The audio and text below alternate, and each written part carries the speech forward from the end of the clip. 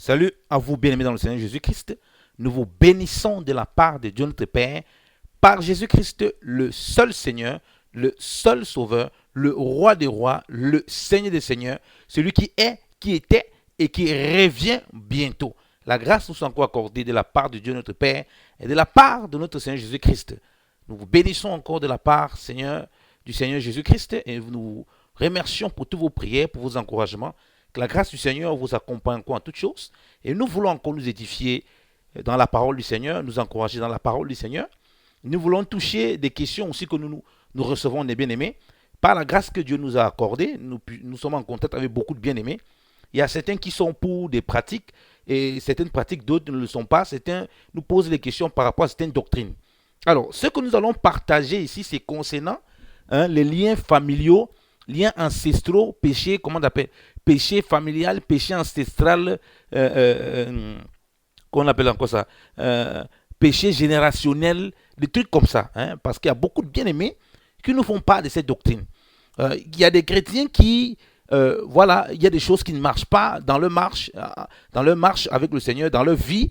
Et apparemment, ce serait le résultat d'un lien ancestral, d'un péché ancestral qu'ils auraient irrité ou bien d'une chose ancestrale qui les empêche, qui les fait des blocages.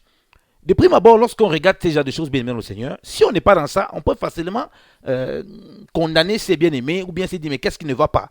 Mais toujours est-il qu'il y a des gens convaincus de ces choses-là et il y a aussi des gens convaincus qui enseignent ça. Donc on ne peut pas prendre à la légère, on ne peut pas le négliger. Mais pour répondre à la chose, nous devons être dans la parole. Et le problème au milieu des chrétiens, c'est que les gens ont beaucoup d'expérimentation.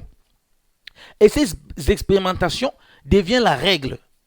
Ces expérimentations ou bien ces réalités qu'ils vivent deviennent la règle pour conduire leur vie ou bien pour décider ce que Dieu veut ou bien ce qui est de Dieu, ce qui n'est pas de Dieu. Nous, comme vous le savez, nous sommes bien aimés dans le Seigneur, dans la grâce. Et dans la grâce, bien aimés, on marche par la foi. Par la foi en l'œuvre de Christ, par la foi en ce que Dieu a dit.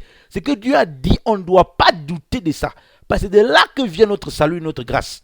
C'est de là que vient la manifestation de la vie divine.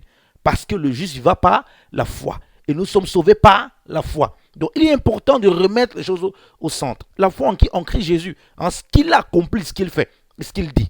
Donc voilà pourquoi cette foi va nous pousser à la parole. Parce que la foi vient de ce qu'on entend de la parole de Dieu. Donc ce qui entretient notre foi, c'est la parole de Dieu. Voilà pourquoi on ne va pas commencer à parler expérimentation. On ne va pas rester dans les expérimentations, dans non, j'ai telle chose dans ma vie, j'ai regardé que tel truc. Sinon, on ne s'en sort pas. Vous voyez, sur ce terrain, on aura beaucoup de problèmes. Et il est vrai que certaines personnes, par exemple, donnent des témoignages qu'ils connaissaient sa tante avec telle chose, ou bien telle personne avec tel truc dans sa maison. Et puis, eux aussi, ils ont ça. Parfois, certains disent que, bon, il y avait tel démon qui était dans telle famille. Lui, c'est le démon peut-être du vol. Et puis, il s'est manifesté sur tous les enfants. Voilà pourquoi, même quand tu es maintenant venu au Seigneur, il y a toujours cette attitude de vol. Donc, c'était un lien générationnel, un péché ancestral à cause de la domination qui est sur vous. Frère, ça, c'est la philosophie. Excusez-moi, mais ça, pour moi, ça, c'est la philosophie. On n'est pas dans les choses spirituelles. Parce que si on va aller dans les discussions comme ça, on aura des problèmes. Que dit donc des personnes qui étaient dans les familles lugubres, des familles lugubres, qui n'étaient même pas nées de nouveau, mais qui ne faisaient pas la même chose que les parents, qui ne faisaient pas la même chose que les frères. Qu'est-ce qu'on va dire de cela? Vous voyez dans des familles, dans des maisons, des personnes, un papa est méchant, mauvais, mais il a parmi ses enfants des personnes qui sont d'une bonté, d'une générosité incroyable. Et aussi l'inverse, on voit des parents généreux, des parents qui aiment le Seigneur, qui sont même dans le Seigneur, mais des enfants rebelles. Et on le voit même dans la parole. On voit des parents qui ne sont même pas dans le Seigneur, gentils, qui prennent soin des enfants, mais des enfants qui naissent, on se demande d'où ils sortent. On ne comprend pas. Alors, qu'est-ce qu'on va dire de ce cas? Voilà pourquoi on ne peut pas faire des doctrines, ce genre de choses, pour commencer à enseigner aux chrétiens. Les réalités ou bien des choses que les gens pourraient vivre ne doivent pas devenir des standards pour identifier comment on doit marcher dans le Seigneur. C'est pourquoi, bien dans le Seigneur, on ne peut pas fabriquer des doctrines en fonction de ce genre de choses. Parce qu'un coup, ça semble être vrai, un coup, ça semble être faux. Un coup, ce n'est pas du tout les mêmes choses. Donc, bien dans le Seigneur, il est important qu'on comprenne déjà ces choses. Donc, vous voyez, on reste même dans le cadre de cette conception que les gens ont. Il dit, dans ta famille, dans votre famille, il y avait tel démon, tel sacrifice avait été fait par vos grands-pères qui avaient tout lié vos enfants et vos petits-enfants à une divinité. Voilà pourquoi les femmes n'accouchent pas dans vos enfants, machin, tout. Mais celles qui ont pu accoucher, elles ont fait comment? Donc vous voyez que ça ne tient pas. On ne peut pas aller sur ce genre de raisonnement. Déjà, on reste sur le plan du monde. Hein. On n'est pas encore dans le Seigneur là. Donc on ne peut pas établir une règle comme ça. On prend encore un exemple. Il est vrai que sur le plan humain, sur le plan charnel, il y a la transmission de sang entre le parent et les enfants. Ça, vous le savez. La parole nous précise dans Acte 17 que d'un seul sang, Dieu a fait tout le genre humain. Donc, d'un seul sang, nous venons tous là-dedans. Et là-dedans, il y a beaucoup de choses qui peuvent être transmises. Il y a des maladies, par exemple, génétiques.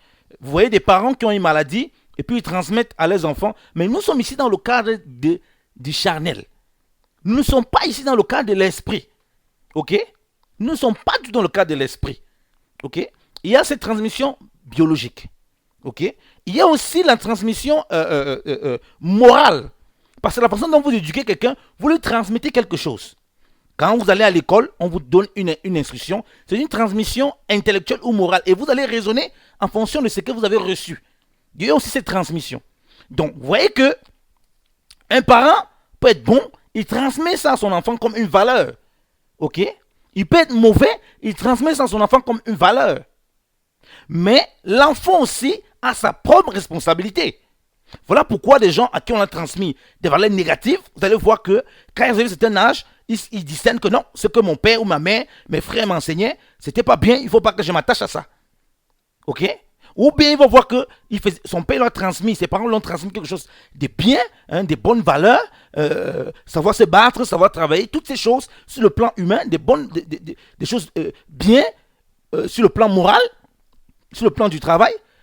Avant, il était paresseux, il va s'en rendre compte, mais ça, c'est des valeurs importantes, et il va le garder. Vous voyez? Donc, on ne peut pas définir en fonction de ces paramètres des choses comme ça et des doctrines comme ça. Ça ne va pas. Donc, il faut absolument revenir à la parole, dans la simplicité de la parole.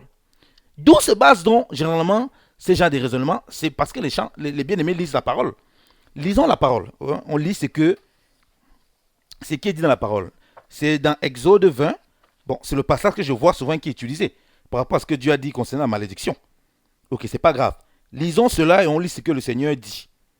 On dit, Exode 20. Alors Dieu prononça toutes ces paroles disant, je suis l'Éternel ton Dieu, qui t'a retiré du pays d'Égypte, de la maison de servitude. Tu n'auras point d'autre Dieu devant ma face. Tu ne te feras point d'image taillée, ni aucune ressemblance des choses qui sont là-haut aux cieux, ni ici-bas sur la terre, ni dans les eaux sous la terre. Tu ne te prosterneras point devant elles et ne les serviras point. Car je suis l'Éternel ton Dieu, le Dieu fort, qui est jaloux, punissant l'iniquité des pères sur les enfants, jusqu'à la 3e et à la 4e génération de ceux qui me haïssent, et faisant miséricorde en 1000 générations à ceux qui m'aiment et qui gardent mes commandements. Tu ne prendras point le nom de l'Éternel ton Dieu en vain, car l'Éternel ton Dieu te tiendra point pour innocent, car l'Éternel ton Dieu, autant pour moi, car l'Éternel ne tiendra point pour innocent celui qui aura pris son nom en vain. Amen. Arrêtons-nous là. Donc Dieu dit au verset 5 qui punit l'iniquité des pères. Donc certaines personnes parlent iniquité, si tu fais des péchés, c'est pas grave, on ne va pas jouer sur les mots. Donc les déviances des pères. Vous savez que les pères peuvent avoir beaucoup. Le père adoptif, le père biologique. Ok? Nous ressentons dans l'aspect humain, la physique. Ok? Des pères sur les enfants. Jusqu'à la 3e, la 4e génération de ceux qui me haïssent. Dieu précise bien quelque chose d'important. Ok? Ce point-là, nous allons revenir, si le Seigneur le permet là-dessus. Et ensuite, qui fait miséricorde jusqu'à la 1000e génération. Mais vous voyez que dans la parole, plusieurs de ces cas n'est pas fait. Vous allez voir Samuel, qui est un homme qui craignait l'Éternel, qui va établir ses enfants pour juger Israël, mais ils ne vont pas marcher comme lui. Et à cause de ça, le peuple va demander à avoir un roi comme les autres nations. Vous voyez? Alors, vous allez dire quoi? Dieu a dit qu'il bénit jusqu'à la 1000e génération, non? Pourquoi les enfants de Samuel ne marchent-ils pas comme Samuel a marché? Dieu se trompe quand Dieu dit qu'il va bénir jusqu'à la 1000e génération? Dieu est-il menteur? Donc, vous voyez que dans la parole, ces mêmes paroles, on voit que Quoique les parents étaient bons, qu'ils transmettaient cela à leurs enfants se devaient de garder les voies de l'Éternel. Voilà pourquoi il a dit qu'il punit jusqu'à la 4e génération ceux qui le haïssent. Lorsque l'enfant se repent et il craint Dieu, la malédiction ne tombait pas sur lui. Et c'est ce que les enfants d'Israël ne comprenaient pas. Voilà pourquoi quand les apôtres ont vu l'homme qui ne voyait pas, ils demandent au Seigneur, mais c'est qui a péché? C'est lui ou ses parents? Parce qu'on attribuait tout le malheur qu'un enfant pouvait arriver, que quelqu'un pouvait avoir, automatiquement à ses parents. Et ils ne comprenaient pas ces choses-là. Ils ne comprenaient pas qu'il fallait que l'enfant rentre dans la haine envers l'Éternel pour qu'il subisse ces conditions-là. Ils se disaient que non, voilà, automatiquement, il est puni par l'Éternel. Alors que Dieu n'est pas un Dieu injuste. C'est pourquoi vous voyez que même la bénédiction sur la millième génération, là, ok, on voit dans les valeurs spirituelles, parce que quand on parle de bénédiction, il ne faut pas regarder la chose du monde là. Ça c'est pas la bénédiction là-bas. C'est pas la grâce là-bas. C'est par rapport à ce qu'on représente de la vie divine qu'on a. On voit Samuel, un homme qui craignait Dieu. Donc c'est ces valeurs-là que Dieu doit reproduire sur ses enfants. Il a communiqué l'instruction à ses enfants. Parce qu'il ne peut pas les communiquer cette instruction il ne peut pas les établir s'il ne les a pas communiqué cette instruction. Parce que c'est un homme qui craignait Dieu. Donc il a vu la crainte de Dieu.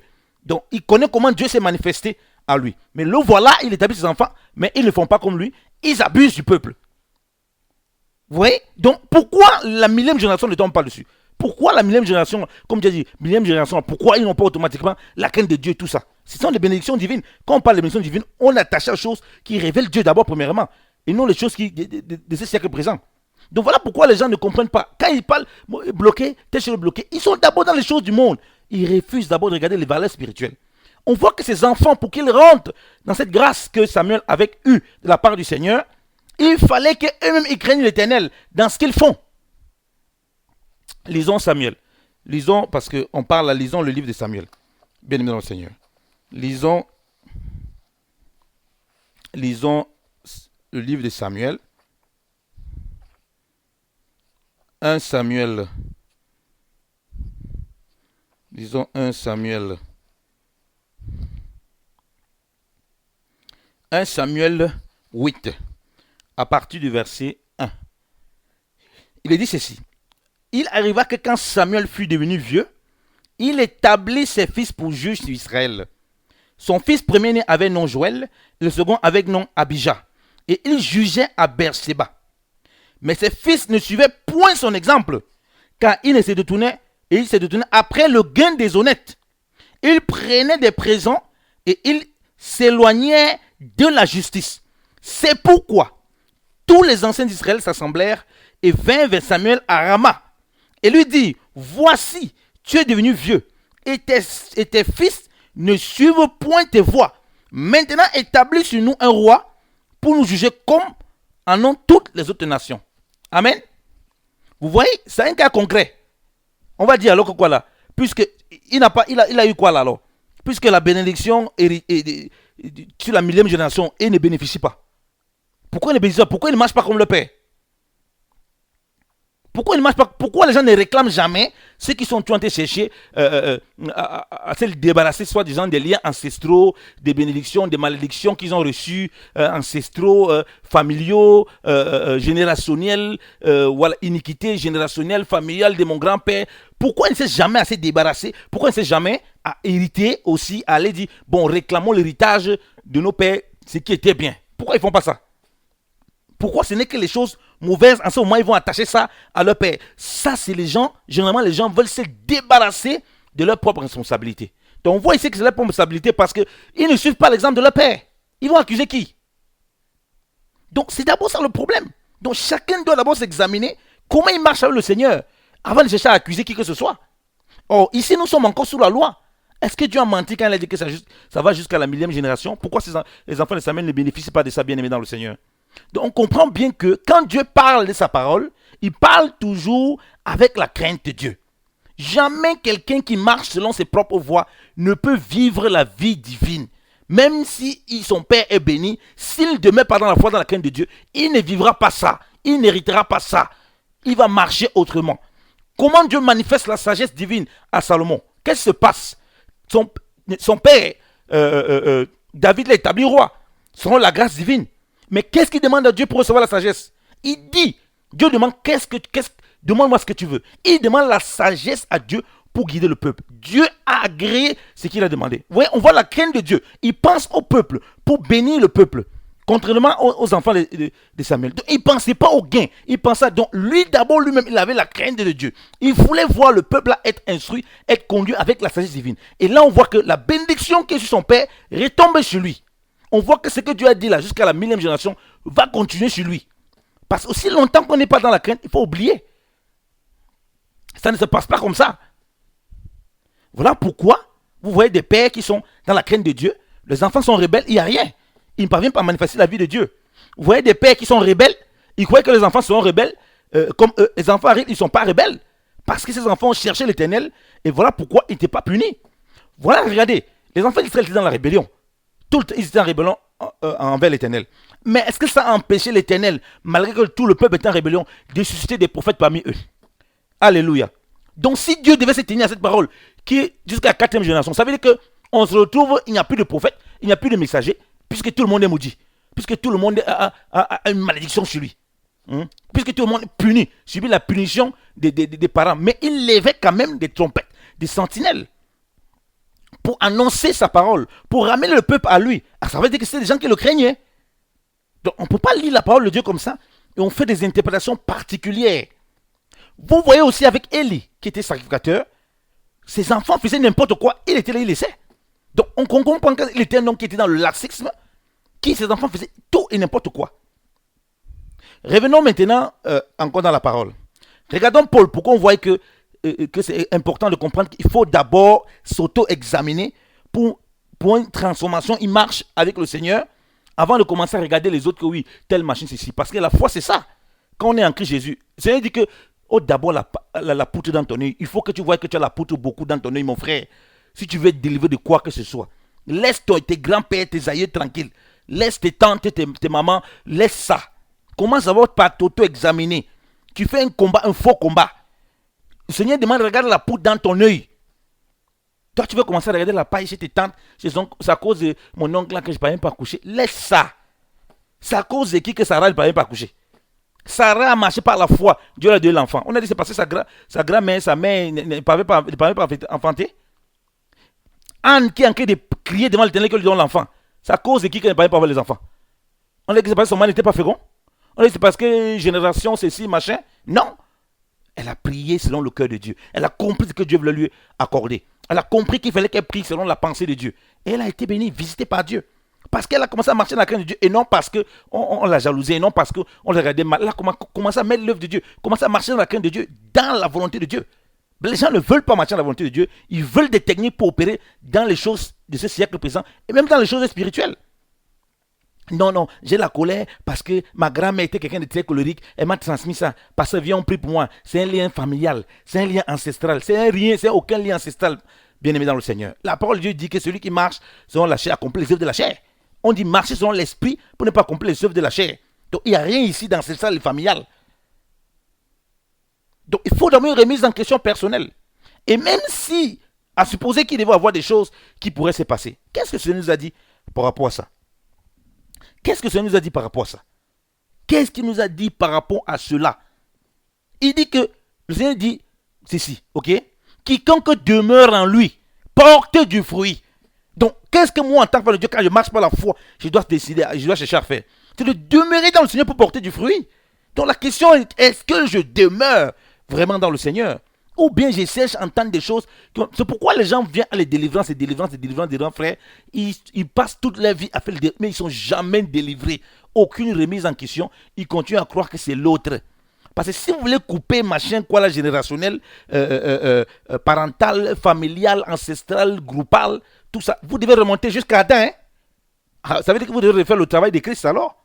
Parce qu'il y a un héritage qu'on a reçu tous d'Adam. Pourquoi vous ne cherchez pas à délivrer cet héritage que Christ a accompli par la foi? C'est le péché. Donc quand vous voulez commencer à faire, pourquoi vous arrêtez au grand-père? Pourquoi vous n'arrêtez pas à la grand-mère? Pourquoi vous arrêtez à la domination qui était dans votre famille, machin? Il faut remonter jusqu'au jardin, il faut remonter jusqu'à Satan. Alors on commence à refaire, on renverse totalement la croix. Voilà pourquoi on est ballotté à tout vent de doctrine. Donc dans l'église, vous voyez très bien, Paul, quand vous lisez le livre des Corinthiens, Paul était un homme qui a marché dans la crainte de Dieu. Paul était un homme qui a instruit les chrétiens de Corinthe. Et regardez comment les instruit les voies exactes du Seigneur. Mais regardez comment cette église marchait. Ça veut dire que Paul est responsable de comment ils font? Mais non, absolument pas. Au contraire, Paul les reprend constamment. Parce qu'ils ne marchent pas selon le modèle qu'il les a laissé. Donc, ils ont leur responsabilité de marcher, de demeurer dans la parole qu'ils ont reçue. Afin de voir la manifestation de la main de Dieu. C'est ce que Jacques explique dans son épître. Il dit, vous demandez, vous n'obtenez pas.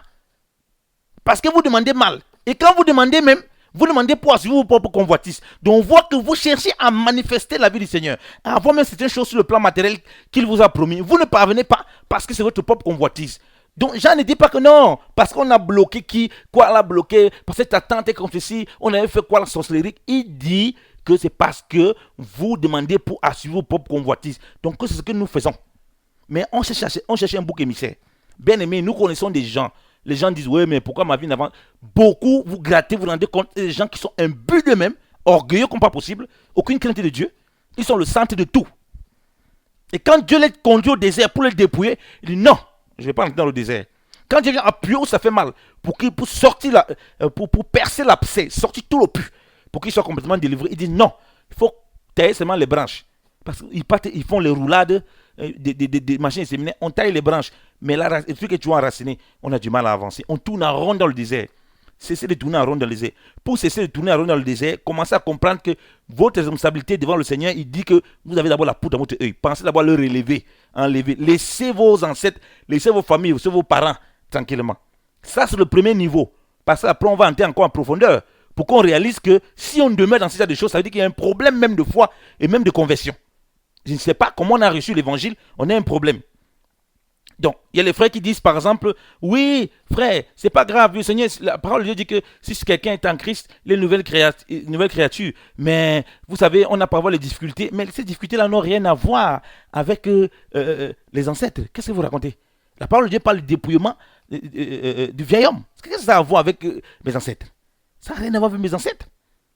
Donc, chacun va répondre à Dieu. C'est pourquoi la parole de Dieu précise qu'au jour du jugement, comme le Seigneur l'a dit, tout homme répondra des paroles vaines qu'il a dites. Chacun va répondre pour lui. Vous avez vu dans la parole de Dieu un seul moment où Dieu juge, il juge par colonie, il juge par groupe, il juge chacun individuellement.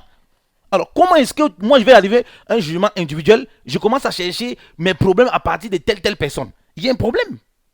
J'ai déjà hérité le péché depuis Adam. Donc, il n'y a plus question que je cherche à regarder quelqu'un d'autre. C'est fini. Dieu me dit que le salut du péché, c'est la mort. Le jour où je me place devant lui, au jour du jugement, si vous lisez la parole de Dieu, si vous lisez le livre des Apocalypses, vous voyez qu'au jugement, chacun est devant lui seul.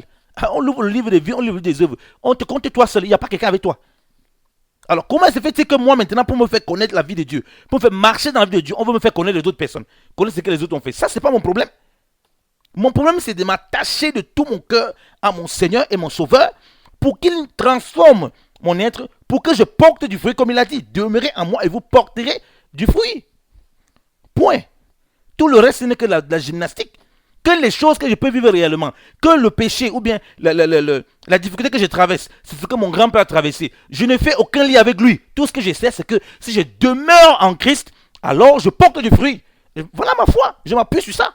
Et la foi, tu fais ma tente. Dans la foi, il y a l'espérance de la puissance de la manifestation de Dieu. Et c'est comme ça que le Seigneur opère, bien aimé dans le Seigneur. Donc pourquoi est-ce que les gens veulent se charger? Frère, nous ne sommes pas là pour prêcher des choses, pour des friandises.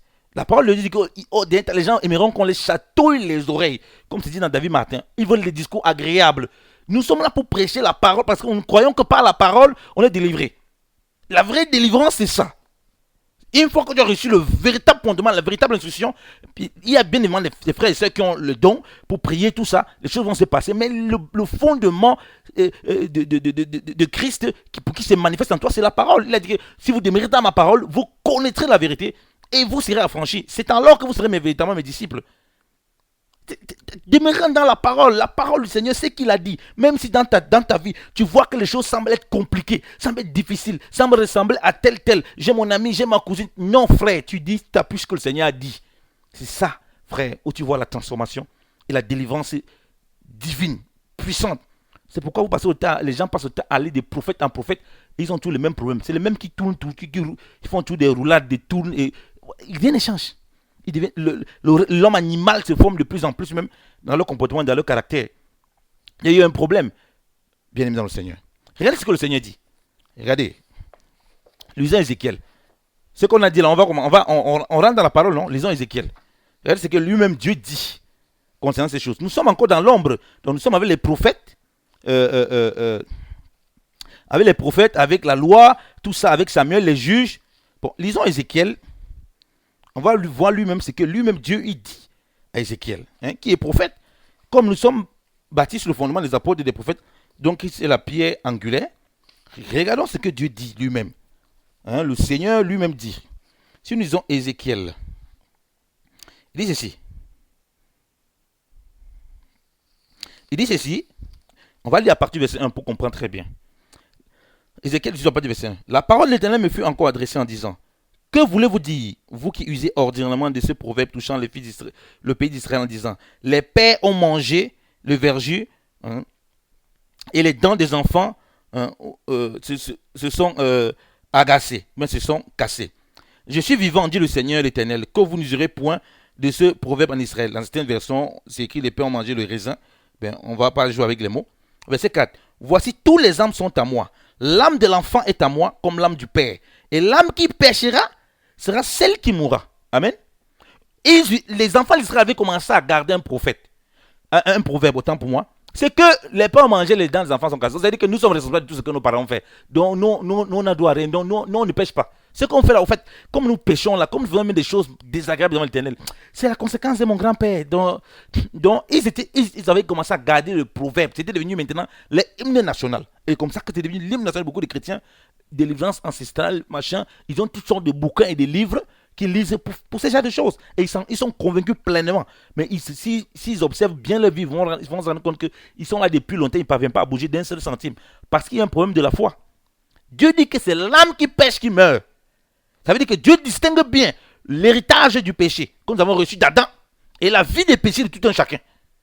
Et il dit donc que c'est l'âme qui pêche. Il est au niveau de l'âme. On n'est pas au niveau du corps. On n'est pas au niveau de l'héritage, comme je dis, biologique. C'est dit qu'un père peut avoir le diabète. Il transmet ça parce que l'enfant va naître avec, voilà, il est conçu, les chairs et tout ça. C'est le sang. Et même si l'âme est dans le sang, dans son sang et tout, il peut avoir le diabète ou bien certaines maladies et tout, génétiques. Vous voyez, par exemple, à Hiroshima, il y a eu la bombe. Lors de la guerre mondiale, il y a eu la bombe. Dans la deuxième guerre mondiale, il y a eu la bombe qui a été jetée à Nagasaki, Hiroshima, la bombe nucléaire qui a été jetée. Et puis il y a des conséquences jusqu'à présent biologiques sur cela. Donc vous voyez, les enfants naissent avec les malformations, tout ça. Donc il y a les conséquences des radiations. Des radiations à cause de ça, à cause de ces éléments nucléaires qui ont été jetés. Nous sommes ici dans le physique. Mais ça ne veut pas dire que cette personne-là, comme il est comme ça, il a péché. Ou bien qu'il pêche. Ce n'est pas ça. Ça n'a rien à voir. Vous voyez, Dieu dit maintenant l'âme. C'est l'âme qui a péché, qui péchera, sera celle qui mourra. Il distingue bien. Mais l'homme qui sera juste et qui fera ce qui est bien, qui sera juste et droit, mais l'homme qui sera juste et qui fera ce qui est juste et droit, qui n'aura point mangé sur les montagnes, qui n'aura point levé les yeux vers les idoles de la maison d'Israël, n'aura point souillé la femme de son prochain, ne sera point approché de la femme dans son état d'impureté, et qui n'aura foulé personne, qui aura rendu le gage à son débiteur, qui n'aura point ravi le bien d'autrui, qui aura donné de son pain à celui qui avait faim, qui aura couvert d'un vêtement celui qui était nu, qui n'aura point prêté à usure, c'est-à-dire qui n'aura point prêté pour être remboursé, et n'aura point pris de surcroît, qui aura détourné sa main de l'iniquité, qui aura rendu un droit jugement entre les parties qui plaident ensemble, qui aura marché dans mes statuts et aura gardé mes ordonnances pour agir en vérité. Celui-là est juste, certainement, bien aimé, il vivra, dit le Seigneur, l'Éternel. Alléluia. Vous voyez, Dieu dit bien que l'âme qui pêche, c'est elle qui meurt. Donc on comprend que le salaire du péché, c'est la mort, comme lui-même Dieu a dit. Donc on comprend qu'on est au niveau de l'âme ici, là. On n'est plus au niveau simplement de la chair. Ok? Même si ces choses sont liées. Donc Dieu fait un distinguo ici. Et il commence à monter les fruits que va produire quelqu'un qui marche dans la justice. Vous voyez? Il dit que celui-là va vivre. Ça veut dire que même si son père était mauvais, comment? La quatrième génération, ça ne le touche pas. Et même s'il est bon, comment? la millième génération là, tant que ces enfants ne sont pas dans cette crainte-là, il n'y aura rien. Alléluia. Donc il faut que les enfants marchent. Donc ils mettaient la responsabilité sur chacun. Parce que les gens abusaient du péché, abusaient de la débauche des enfants, abusaient de l'idolâtrie. Parce qu'ils disaient non, on a un proverbe. C'est à cause de nos pères que nous sommes comme ça. Nous sommes même fous à cause de nos parents. Non, frère bien-aimé le Seigneur. Dieu vient remettre les choses claires par son prophète. Ok? Maintenant, il dit ici au verset 10 que s'il engendre un enfant qui soit un meurtrier, regardez bien, qui soit un meurtrier, répand le sang et commettant des choses semblables et qui ne fasse aucune de ces choses que j'ai commandées, mais qu'il mange sur les montagnes, qu'il corrompe la femme de son prochain, qu'il foule l'affligé et le pauvre, qu'il ravisse le bien d'autrui, et qu'il ne rende point le gage, qu'il lève ses yeux vers les idoles et commet des abominations, qu'il donne à usure et qu'il prenne de surcroît, vivra-t-il? Il ne vivra pas. Quand il aura commis toutes ces abominations, on le fera mourir de mort et son sang sera sur lui. Amen. Alléluia. Donc Dieu vient apporter la lumière sur la parole aux enfants d'Israël, parce que quand ils lisaient Moïse, chacun lisait, il cherchait à l'intérieur. Sans révélation, il cherchait là-dedans comme il voulait. Dieu précise bien ici que l'enfant là, lisez encore bien, je vais relire au verset 10, que s'il a engendré un enfant qui soit meurtrier. Donc s'il engendre un enfant, l'enfant là, s'il fait le contraire de son père, s'il ne marche pas selon les voies du Seigneur, le contraire de son père, ce n'est pas marcher selon les voies du Seigneur. Il dit que cet enfant-là, on le fera mourir de mort. Donc la mort est sur lui et son sang est sur sa tête. Ce n'est pas la faute de son père. Ce n'est pas la faute de son père. Il a qu'à marcher selon les voies du Seigneur que son père lui a transmis. Alléluia. Qu'il a vu sur son père par sa vie ou bien par instruction que son père lui a donnée. Alléluia. Ça ne s'irrite pas. Donc si on ne marche pas dans les voies du Seigneur, on n'hérite que la foi par la foi. C'est-à-dire par la crainte de Dieu. Qui n'a pas la crainte de Dieu, on te presse l'évangile n'importe comment, tu vas rester là, il n'y aura aucun effet. C'est pourquoi le Seigneur dit que les deux seront au champ, un va être enlevé, l'autre va rester. Donc on est bien au champ, mais il y en a qui marchent dans la crainte de Dieu, qui marchent par la foi, d'autres qui s'en foutent complètement. C'est pas pour autant qu'ils vont enlever le Seigneur. Alléluia. Donc vous voyez, il dit que non, il ne peut pas vivre. Donc Dieu montre qu'il est juste et que sa bénédiction se répand pour ceux-là qui demeurent dans cette justice-là et qui manifestent cette justice-là. Et comme il dit, sa bénédiction, ne la voyez pas d'abord chose physique. C'est d'abord à ce qu'il est. Dans ce qu'on a cité là, on voit que c'est les attributs que Dieu veut que l'homme manifeste. Hein? Quand il parle de celui qui va marcher dans la droiture, qui va se détourner de l'idole, toutes ces choses-là. Vous voyez que voilà que celui que Dieu a agréé. Dieu n'a pas dit ici, oui, mais il aura une maison, tout ça. Il dit que non, celui-là, il va vivre. Il parle de vie. On parle de vie et de mort. On parle de salut et de perdition éternelle. Vous voyez, on est dans ces aspects. Donc, quand on parle des choses célestes, spirituelles, ça n'a rien à voir avec le fait que vous voyez un homme qui est condamné complètement, qui est puni par Dieu, que le péché de vos pères s'entache sur vous. Vous avez tous les biens de ce monde, mais votre descendance, c'est l'enfer.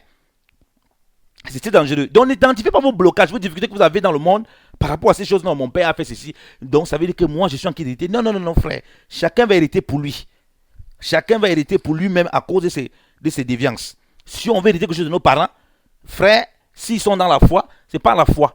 Parce que les choses de Dieu ne sont transmises aux hommes, ne sont transmises que spirituellement aux hommes spirituels. Donc, ces hommes-là marchent par la foi et non par la chair. Si on vous transmet quelque chose de spirituel, si vous n'avez pas la foi, vous n'allez jamais le recevoir. Amen. On lit le verset 14. Mais regardez au verset 14, Dieu précise bien. Mais s'il engendre un fils qui, voyant tous les péchés que son père aura commis, vous voyez, il prend garde et ne fasse pas de semblables choses, qui ne mange point sur les montagnes, qui ne lève point ses yeux vers les idoles de la maison d'Israël, qui ne corrompt point la femme de son prochain, et qui ne foule personne, qui ne prenne point de gages, qui ne ravisse point le bien d'autrui, qu'il donne de son pain à celui qui a faim, et qui couvre celui qui est nu, qu'il retire sa main de dessus l'affligé, qu'il ne prenne ni usure ni surcroît, qu'il garde mes ordonnances, qu'il marche dans mes statuts, il ne mourra point pour l'iniquité de son père, mais certainement il vivra. Alléluia. Acclamons la parole du Seigneur. Acclamons la parole du Seigneur, bien-aimé dans le Seigneur. Oh Saint-Esprit, merci pour ta délivrance. Seigneur, merci parce que ceux qui écoutent ce message présentement, Seigneur, Papa, qui étaient liés dans leur pensée, Seigneur, qui étaient séduits dans leur pensée, croyant au Père, Seigneur de gloire, que ce que tu as dit, Père, n'était impossible, Seigneur. Qu'il voit par la foi maintenant, Seigneur de gloire, que celui qui demeure en toi, ô Père, tu dis qu'il a la vie. Tu dis qu'il vivra certainement, Seigneur. Père, que ta vie se manifeste maintenant, ô Dieu, sur ceux-là qui reçoivent ta parole, Seigneur de gloire. Sachant que, Père, l'iniquité du Père, Seigneur de gloire, ne peut tomber sur l'enfant, ô Père. Si celui-ci, Papa, marche dans tes voies, dans ta crainte, Seigneur. Oui, Papa, il marche dans l'assurance, comme tu l'as dit par David, même dans l'ombre de la vallée de la mort. Je ne crains rien. Oh, ta roulette, ton bâton sont avec moi. Seigneur, merci pour ta grâce. Alléluia. Voyez bien, mesdames, Seigneur, on vous dit que l'iniquité du Père. Alléluia. Oh, bien-aimé Seigneur, cette parole t'apporte une puissante délivrance. Ce que tu ne pouvais pas faire, maintenant, oh, bien-aimé Seigneur, tu le feras par la grâce de Dieu au nom de Jésus-Christ. Crois à ce que le Seigneur dit. C'est ça la foi. Crois à ce qu'il dit te concernant, bien-aimé. Quelle que soit la difficulté, Père, bien-aimé, quelles que soient les conditions qui étaient en face de toi, au nom de Jésus-Christ de Nazareth, demeure dans la foi et sois dans cette humilité. Cherche le Seigneur, l'Éternel, ton Dieu, pour être délivré de quoi que ce soit. Regarde au Seigneur, à ce qu'il a dit là, et prie que la manifestation de la vie de Christ se forme en toi pour bénéficier de cette vie. Alléluia. C'est pour le Seigneur dit qu'il est venu pour que ces bébés aient la vie et la vie en abondance. Que le Seigneur bénisse. Ah, alléluia. Oh Seigneur, que ton nom soit glorifié. Alléluia. Donc le Seigneur dit qu'il vivra. Il ne mourra point pour l'iniquité de son père. Vous savez que la mort là, ce n'est pas forcément physique. Hein, on peut mourir dans beaucoup de nos activités que nous avons. Donc si on voit la mort dans beaucoup de nos activités, ce n'est pas forcément nos pères. Il faut d'abord qu'on se remette en question. Alléluia. En se remettant en question, le Seigneur opère par sa grâce puissamment.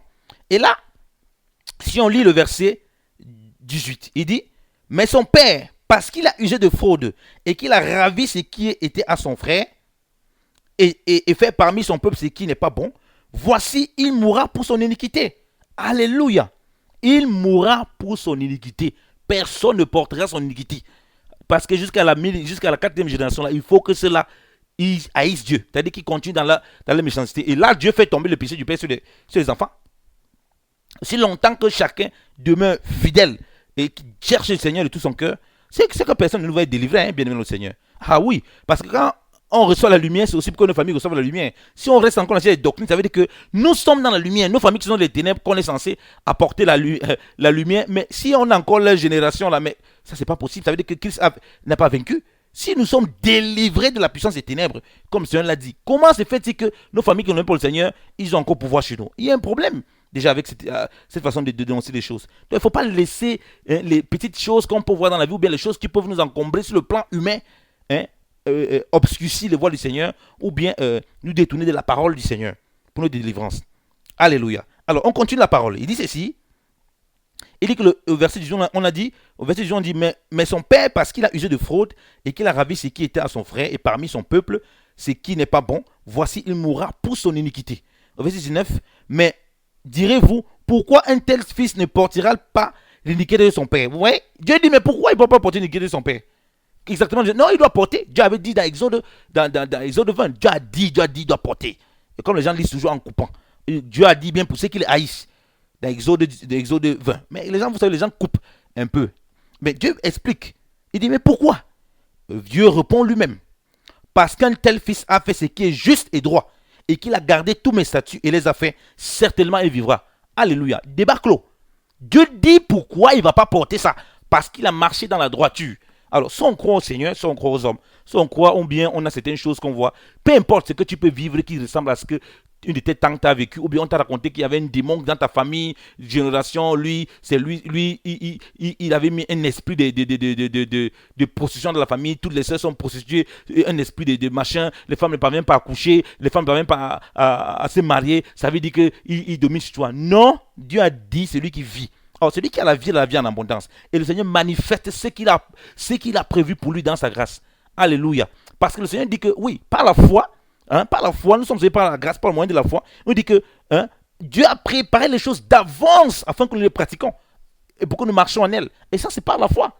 Donc, on demande dans la foi ce que Dieu a dit là. Et puis, on rentre dans ce que Dieu a promis pour nous. Donc, on ne s'inquiète plus, on ne s'embrouille plus, on ne s'encombre plus avec des choses. Et on voit la même puissance du Seigneur confondre donc les puissances des ténèbres. Alléluia. Donc, le Seigneur dit ceci. Il dit ceci. comme on a lu au verset 19, que c'est parce que le Fils a marché dans les statuts de l'Éternel. Verset 20, il dit, l'âme, il répète encore, l'âme qui péchera sera celle qui mourra. Le Fils ne portera point l'iniquité de son Père, et le Père ne portera point l'iniquité du Fils. La justice du juste sera sur le juste, et la méchanceté du méchant sera sur le méchant. Que si le méchant se détourne de tous ses péchés qu'il aura commis, et qu'il garde tous mes statuts, et fasse ce qui est juste et droit, certainement il vivra et il ne mourra point. Il ne sera point fait mention de lui, de tous ses crimes qu'il aura commis, mais il vivra pour sa justice à laquelle il se sera adonné. Alléluia. Débat clos.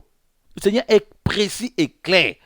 Donc, frère, si j'ai un problème, si j'ai un vice, si j'ai une difficulté, frère, je dois moi-même regarder ma propre vie, vivre le dépouillement. Me dire, je dois marcher par l'esprit. Je ne laisse ton grand-père, laisse tes aïeux, laisse ta tante, laisse ta mère, laisse-les. Tu es en Christ maintenant. Dieu dit, voilà la parole qu'il te dit. Il dit, chacun va porter son propre péché. Tu ne vas pas porter le décret de ton père aussi longtemps que tu gardes les statuts de l'Éternel. Donc, ton désir, c'est quoi? C'est d'être dépouillé des œuvres de la chair pour garder les statuts de l'Éternel. Voilà ta marche. Donc, la marche par la foi, la marche par l'esprit. En l'œuvre rédemptrice de Christ, qu'elle puisse pleinement s'accomplir en toi, que tu puisses vivre pleinement, en bénéficier pleinement de cette œuvre. Voilà ton combat. Et là, on parle de ce qui est marcher dans le statut parfait de Christ. C'est là où tu vois le dépouillement, ces choses disparaître et la main de Dieu t'accompagne en toutes choses. Parce que aussi longtemps qu'il n'y a pas la foi, tout ça c'est la gymnastique. Donc quand on commence à mettre des techniques, oui c'est telle personne qui a fait ceci, qui a machin, alors je vais chercher à briser ça. Demain c'est l'autre que tu brises. Donc tu passes toute ta vie à briser et débriser, et tu ne finis jamais. Et on ne s'arrête pas. Oh bien-aimé dans le Seigneur, je prie que le Seigneur ouvre encore notre entendement pour qu'on comprenne ces choses. Alléluia. Lisons la parole du Seigneur. On dit que nous devons marcher par la foi, non? Lisons la parole du Seigneur. Regarde ce que Dieu dit. Maintenant, voilà ce que le Seigneur va dire dans sa parole. Si nous lisons, si nous lisons 1 Pierre, lisons 1 Pierre. 1 Pierre, bien-aimé dans le Seigneur. Lisons la parole. Si nous lisons 1 Pierre, chapitre 2, on dit 1 Pierre,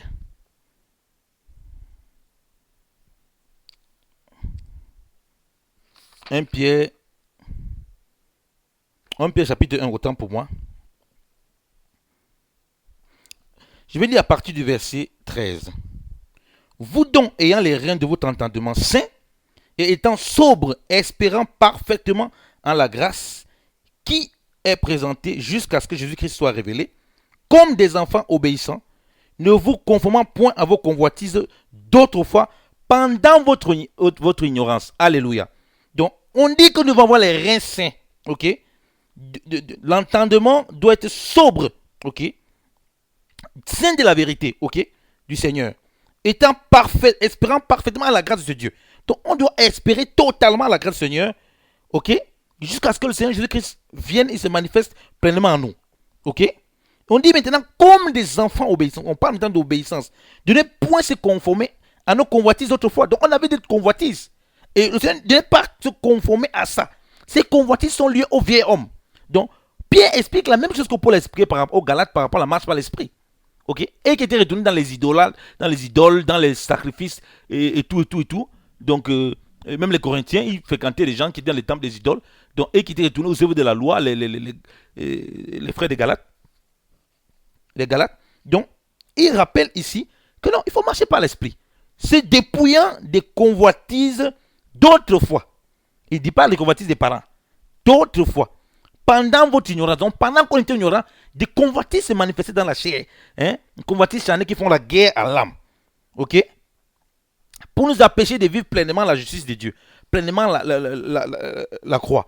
Pleinement la crucifixion et la résurrection de Jésus-Christ, pleinement la vie de l'esprit en abondance que le Seigneur nous a donné pour être dépouillé totalement des choses de la chair, de sorte que celui qui est spirituel domine ce qui est charnel. Ok? Il nous demande qu'on soit dépouillé de ça. Il dit au verset 15, mais comme celui qui vous a appelé est saint, vous aussi de même soyez saints dans toute votre conversation, dans toute notre marche, ok?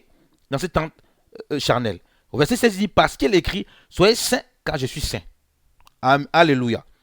Et si vous invoquez comme votre Père, celui qui semble avoir égal apparence de personne, juste selon l'œuvre d'un chacun, conduisez-vous avec crainte durant le temps de votre séjour temporel, sachant que vous avez été rachetés de votre vaine conduite, qui vous a été enseignée par vos pères, non point par des choses corruptibles, comme par argent ou par or, mais par le précieux sang de Christ, comme de l'agneau sans défaut et sans tache, déjà ordonné avant la fondation du monde, mais manifesté dans les derniers temps pour vous. Alléluia. Acclamons encore le Seigneur. Merci Saint-Esprit. Merci Seigneur pour ta grâce. Merci Seigneur parce que tu ouvres encore notre intelligence. Père, je sais que tu délivres encore véritablement beaucoup, Seigneur de gloire, qui écoute cette parole, Seigneur de gloire, parce que tu dis que Seigneur, la foi vient de ce qu'on entend de la parole de Dieu. Et tu dis que Seigneur, que si vous demeurez véritablement dans la parole, alors vous êtes véritablement mes disciples et vous connaîtrez la vérité. Oui, bien aimé dans le Seigneur. Le Seigneur dit ceci clairement. Donc on dit on ne peut pas être saint de par nous-mêmes. Ça c'est impossible. On nous rappelle ce qui s'est passé. Dieu dit qu'on a été racheté de l'héritage, de la vaine manière. Dans cette traduction, c'est écrit d'héritage de vos pères. Ok? On a été racheté. Vous savez ce que c'est que racheter? Donc on a été quelque chose et puis on nous a rachetés complètement. Frère, peu importe ce que je peux avoir comme convoitise, comme on a lu avant. Frère, on me dit que j'ai été racheté. Pourquoi je vais contester ça? Je dois croire ça par la foi. On dit quoi? Par le sang précieux de l'agneau. Donc ce qu'on peut me donner comme véritable enseignement pour me délivrer, c'est de me rappeler ça et que j'y croie pour vivre ça. C'est bénédiction dans le Seigneur. Mais comme les gens ne veulent pas les remises en question, ils se trouvent tellement, ils se disent non, moi j'ai fait déjà tellement de choses bien. Moi. Ils restent toujours sur leurs problèmes, et non demeurer dans la foi. Et non regarder ce que le Seigneur dit dans sa parole. Ils restent focalisés sur leurs problèmes. Alors, qu'est-ce qui se passe? On voit les gens tourner en rond. Ils viennent vers nous comme des marabouts. Je ne suis pas un charlatan. On a imposé les gens, les mains aux gens. On a vu certaines manifestations se sont passées. Mais quelques temps plus tard, les personnes sont encore devenues même pires qu'auparavant. Pourquoi? Parce qu'ils ne veulent pas de la parole. Ils ont leur calendrier, ils ont leurs problèmes, ils veulent que vous résolviez leurs problèmes. La foi, Jésus-Christ, on n'en veut pas. Le désert, on n'en veut pas. On n'a pas écouté ces paroles, on n'a pas vécu dans ça. Or ici, le Seigneur n'a pas donné des dates, il n'a pas donné des conditions, il n'a pas donné des périodes. Dans les difficultés qu'on peut avoir, ça peut prendre du temps. Mais ce qu'il demande d'abord, c'est la foi. Donc il dit qu'on n'a pas été racheté par quelque chose de corruptible, on a été racheté par quelque chose qui est incorruptible. Ok? Ce n'est pas par argent. Des vaines manières qui nous ont enseigné de nos parents. Par le précieux sang de Christ, qui a été ordonné avant la fondation du monde, mais qui est manifesté pour nous maintenant. Donc il y a la manifestation. Alléluia. Gloire soit rendue à Dieu. On dit maintenant, verset 21, qui par lui croyait en Dieu qu'il a reçu des morts et qui lui a donné la gloire, afin que votre foi et votre espérance fussent en Dieu. Alléluia. Donc vous voyez que la résultante de tout l'accomplissement de l'œuvre de Christ, par laquelle nous avons été rachetés, donc je n'ai pas contesté ça. Peu importe si je vois quelque chose qui me perturbe, peu importe si dans ma vie j'ai l'impression sur le plan humain et même sur le plan spirituel, j'ai du mal à avancer. Je dois croire ce que le Seigneur a dit. On dit afin que, comme je crois dans le Seigneur, que ma foi et mon espérance demeurent dans le Seigneur. Alléluia. Demeure en Dieu. Alléluia. Oh, béni dans le Seigneur. La parole de Dieu dit que nous avons été délivrés de la puissance des ténèbres et transportés dans le royaume du Fils de son amour. Le royaume de la lumière, frère. Il faut croire. Nous sommes parfois lents à croire, comme le Seigneur Jésus a dit à ses disciples. C'est la route d'Emmaüs. Oh, homme lent à croire ce qu'a dit le prophète. Nous refusons ce qu'Ézéchiel a dit. Non. On dit non. J'ai vu telle chose chez mon oncle depuis, il ne parlait pas tout le travail, depuis sa vie spirituelle, ça ne parlait pas avancer. Il est chrétien depuis des années, j'ai vu telle chose. Moi aussi, ça commence à m'arriver. C'est un héritage familial. Il y a un démon. On parle un séminaire, il y a un démon dans ta famille. C'est tel démon, il est insujeté de telle personne comme ça. C'est ça qui manifeste chez toi, même si tu es enfant de Dieu. Tu as besoin de connaître ça et puis on t'impose une main pour faire une délivrance. C'est de la séduction. C'est du mensonge. Il faut croire ce que le Seigneur a dit. Tu ne vas pas être délivré de ça. Si la personne t'impose la main, tu vas t'enrouler, mais tu n'es pas délivré. On a taillé les herbes, c'est comme si on veut défricher un champ, on taille juste un peu les herbes au-dessus. Ça reste toujours la racine. On veut détruire un arbre, on coupe juste les branches. La racine est là. Donc ce n'est pas comme ça, bien aimé dans le Seigneur, que nous devons comprendre l'évangile et que nous devons marcher. Croyons à ce que le Seigneur a dit. Il dit que si quelqu'un en Christ est une nouvelle création, on aura l'occasion de parler sur l'identité, notre identité en Christ. Parce que ça, c'est un problème qui montre bien qu'on a une crise identitaire. Parce que lorsque je connais mon identité en Christ, je m'applique à la parole, je crois à ça. Frère, même si je passe dans la vallée de la mort, je crois que le Seigneur est avec moi et qui me conduit en toutes choses et qui me délivre de toutes choses. Peu importe comment ça s'est passé. Donc ceux qui enseignent ça doivent faire très attention. Parce qu'il veut renverser la croix. Et il renverse la croix. Et c'est ça qui est dangereux. Et c'est antichrist de renverser la croix. Puisqu'on dit que le sang précieux de Christ nous a délivrés de tout ça. De nos vaines manières que nous avons été de nos pères. Que ce soit nos pères biologiques, que ce soit nos pères adoptifs, que ce soit nos pères dans le spiritisme, si on était dans les choses spirites, dans les choses diaboliques, machin. On était délivrés de tout ça. On nous a initiés à quoi que ce soit. On dit qu'on était délivrés de cela par le sang de Christ. Pourquoi moi je vais contester ça? Oh, quelqu'un était sorti dans la magie, ou bien quelqu'un a fait de l'occultisme, tout ça qui revient. On dit non, non, ton grand-père que tu avais initié, machin, peut-être que tu continues à garder, c'est ton grand-père, parce que, voilà. Non, frère, il faut le laisser. Il faut commencer à lui enseigner la marche par l'esprit. Il faut commencer à lui enseigner ce que le Seigneur a dit là, et qu'il croit à ça. C'est en cela, en marchant en cela, qu'il voit la délivrance du Seigneur se manifester dans ce qui peut encore rester, parce que dans les choses de la chair qu'il a encore. Parce que rappelez-nous que quand on vient à Christ, il y a le vieil homme qu'on doit dépouiller. On aura l'occasion de partager ça quand on parle de nos identités en Christ. Parce que c'est aussi une question de l'identité. Ok? Donc on aura l'occasion de parler de ces choses. Mais dans ces dépouillements, frère, il y a beaucoup de choses qui tombent. Il y a qui, dites-moi un enfant qui naît directement et puis directement il a 100 ans. Directement il a 20 ans. Ça n'existe pas.